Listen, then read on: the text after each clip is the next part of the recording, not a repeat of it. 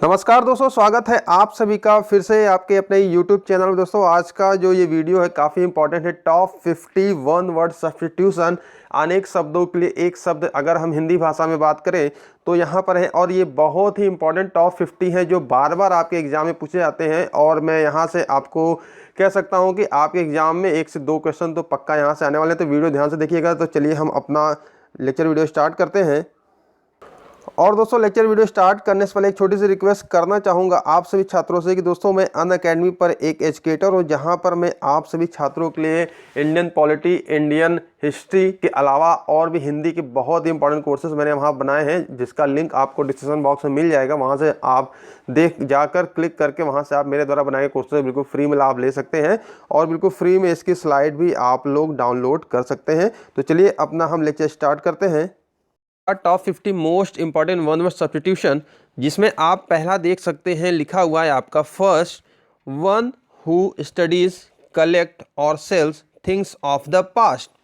जो व्यक्ति स्टडी करता है, कलेक्ट करता है, एकत्रित करता है और बेचता है पास्ट यानी पुरानी चीज़ों को, वो कहलाता है दोस्तों एंटीक्वेरियन। यानी ठीक है, एंटीक्वेरियन का मीन्स होता है पुरातात्विक। ठीक है, पुरातात्विक होता है एंटीक्वेरियन का। मैं यहाँ अर्थ भी बताते चल रहा हूँ।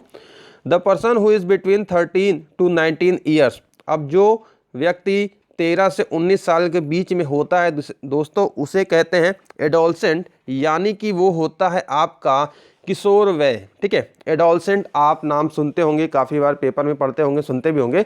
तो वो होता है दोस्तों किशोर वय। ये भी काफ़ी पूछा जाता है बार बार। नेक्स्ट देखते हैं, थर्ड देखते हैं अपना, one who is appointed by parties to settle dispute.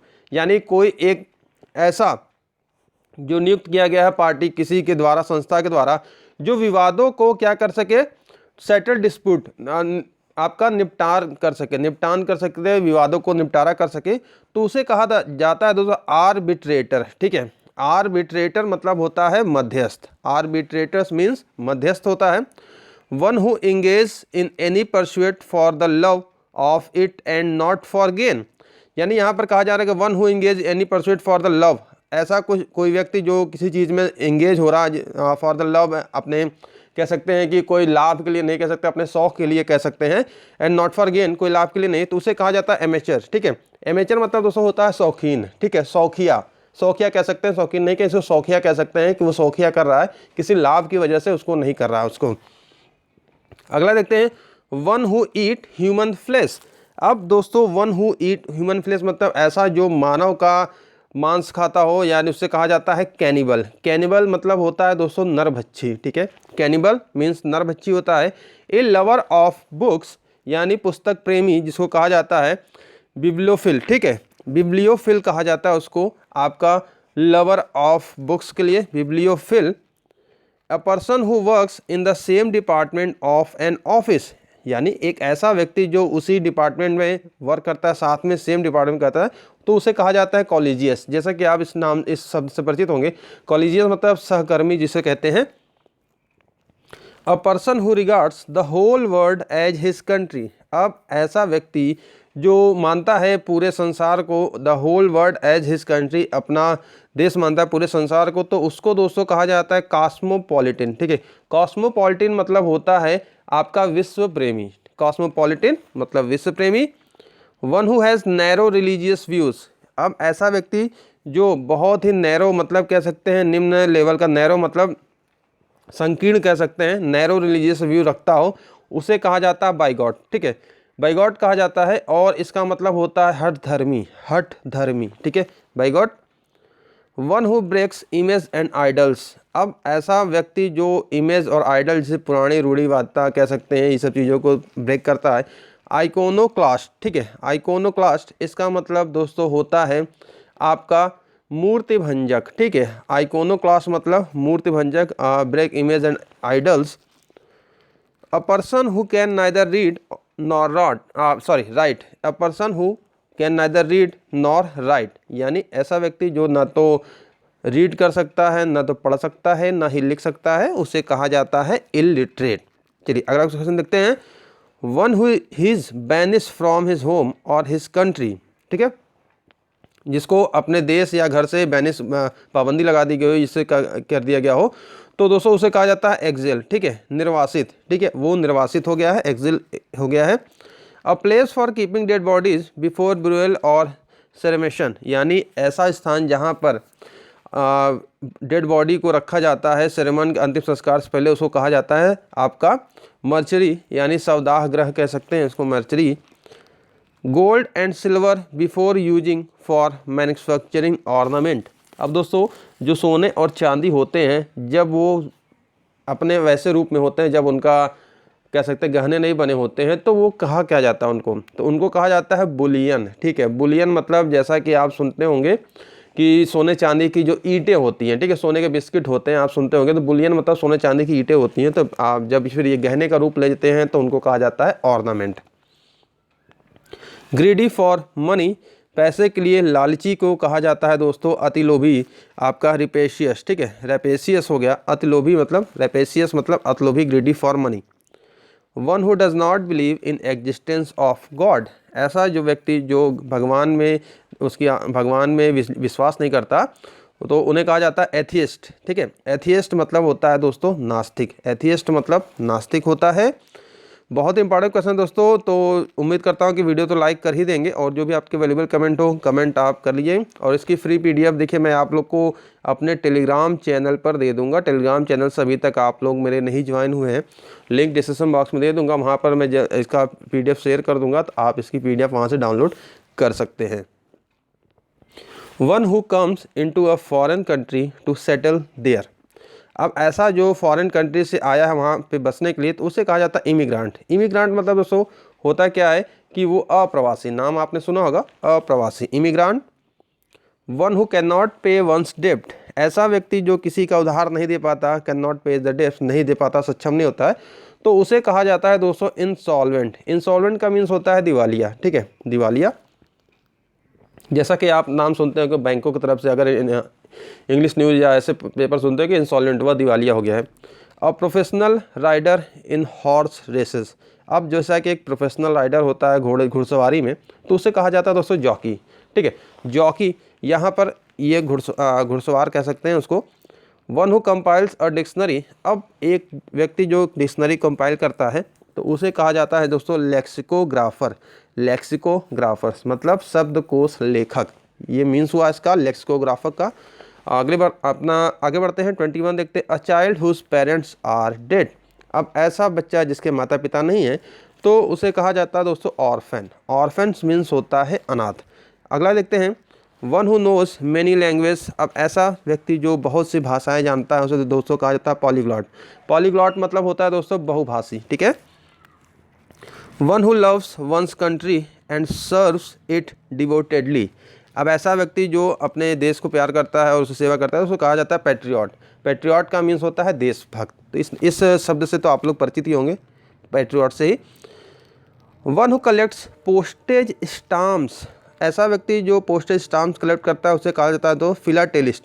Philatelist आपका होता है राइट आंसर, और फिलाटेलिस्ट का मतलब होता है दोस्तों टिकट संग्राहक, ठीक है, टिकट संग्राहक कह सकते हैं।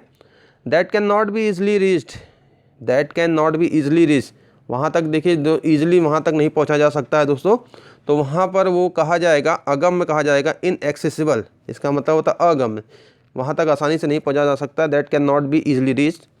अ place where bees are kept, ऐसी जगह जहाँ पर मधुमक्खियाँ रखी जाती हैं तो कहा जाता है उसको एपियरी, ठीक है, एपियरी, यहाँ पर वहाँ पर ये होता है, और ये मधुउद्यान कह सकते हैं इसे, apiary.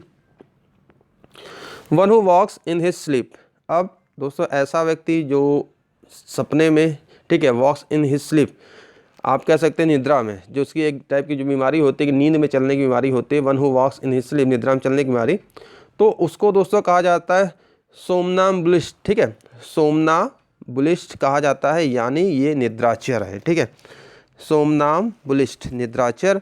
A place where guns are kept, अब ऐसी जगह जहाँ पर आपके गन्स, गोले बारूद, जो सारी चीज़ें गन्स बंदूकें रखी जाती है तो उसे कहा जाता है तो आर्मरी, ठीक है। आर्मरी मीन्स होता है यहाँ पर आयुधशाला, आर्मरी मीन्स आयुधशाला।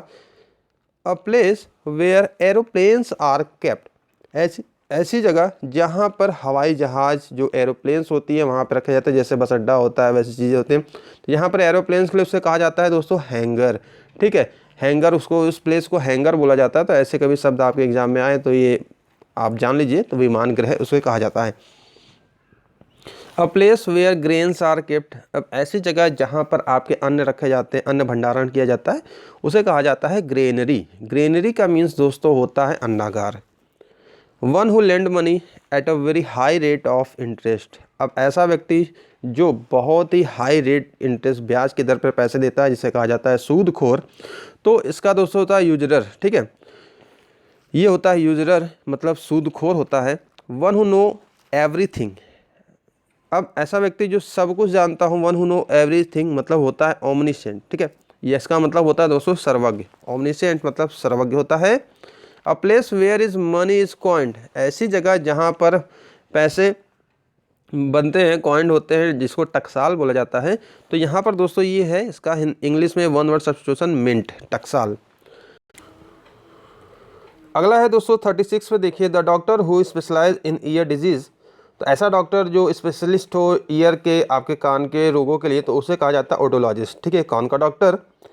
बात करते हैं ए आर्ट ऑफ मैप ड्राइंग, यानी मैप ड्राइंग की कला को क्या कहा जाता है, कार्टोग्राफी, ठीक है, कार्टोग्राफी ये होता है मानचित्र बनाने की कला, a art of map drawing.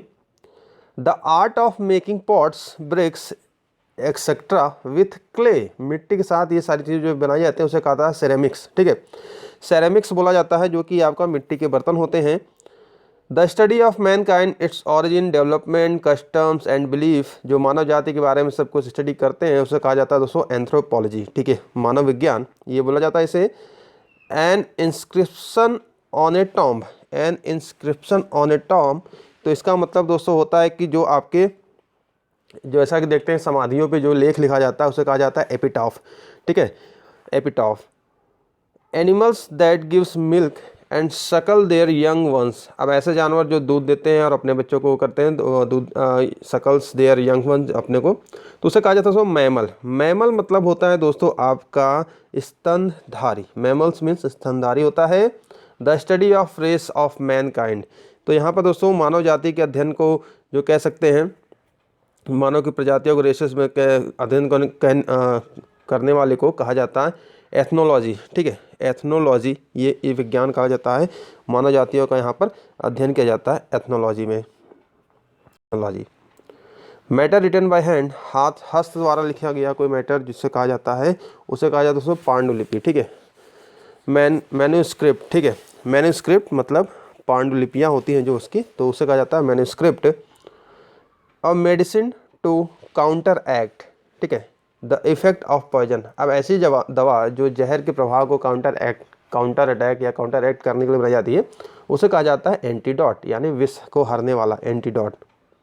The study of insects, आपके कीटों के अध्ययन को कहा जाता है दोस्तों एंटोमोलॉजी, ठीक है, एंटोमोलॉजी बोला जाता है कीट विज्ञान को। द स्टडी ऑफ माउंटेन्स, अब पर्वतों के जो अध्ययन कहा जाता है, पहाड़ों की जो अध्ययन किया जाता है उसे कहा जाता है दोस्तों ओरालॉजी, ओरालॉजी पर्वत विज्ञान को बोला जाता है। द स्टडी ऑफ बर्ड्स, चिड़ियों के अध्ययन को कहा जाता है दोस्तों ऑर्निथोलॉजी, ये बहुत इंपॉर्टेंट दोस्तों, ये बार बार आप देख रहे होंगे काफ़ी एग्जाम में, ये सारे इंग्लिश का जहाँ पर सिलेबस होता है तो ये सारे क्वेश्चन आपके आते ही रहते हैं, वही क्वेश्चन मैं यहाँ पर आप लोगों के समाहित किया हूँ। द स्टडी ऑफ डिजीज़, रोगों के अध्ययन को कहा जाता है दोस्तों, जहाँ पर स्टडी ऑफ डिजीज़, रोगों के जैसे कि पैथोलॉजी होता है वहाँ पर ये सारी चीज़ें होती हैं, जो भी ब्लड के नमूने होते हैं, यूरिन के नमूने होते हैं, वहाँ पर अध्ययन किया जाता है, उससे ये पता चलता है कि क्या कैसी कमियाँ हैं, क्या बीमारियाँ हैं, तो ये सारी चीज़ें यहाँ पता चलती हैं। A disease that spreads over a large area, अब ऐसी बीमारी जो बहुत से लार्ज एरिया में फैलती है जिसे कहा जाता है महामारी, तो उसको कहा जाता है दोस्तों एपिडेमिक, महामारी को बोला जाता है आपका एपिडेमिक। और अगला देखते हैं दोस्तों, एक ग्रुप ऑफ शिप, भेड़ों के झुंड को क्या कहते हैं, ग्रुप ऑफ शिप को कहते हैं फ्लॉक। तो दोस्तों ये था टॉप 50 का आपका वन वर्ड सब्स्टिट्यूशन, और मैं गारंटी के साथ कह सकता हूँ कि आपके इलाहाबाद ग्रुप सी और डी के एग्जाम में 1 से 2 क्वेश्चन तो पक्के यहाँ से आने की चांसेस हैं, क्योंकि ये कॉमन आपके वन वर्ड सब्स्टिट्यूशन है यहाँ पर। तो दोस्तों आज के वीडियो में इतना ही, मिलते हैं नेक्स्ट वीडियो में और काफ़ी इंपॉर्टेंट क्वेश्चन लेकर आऊँगा, और अनअकैडमी पर भी आप मुझे फॉलो कर सकते हैं।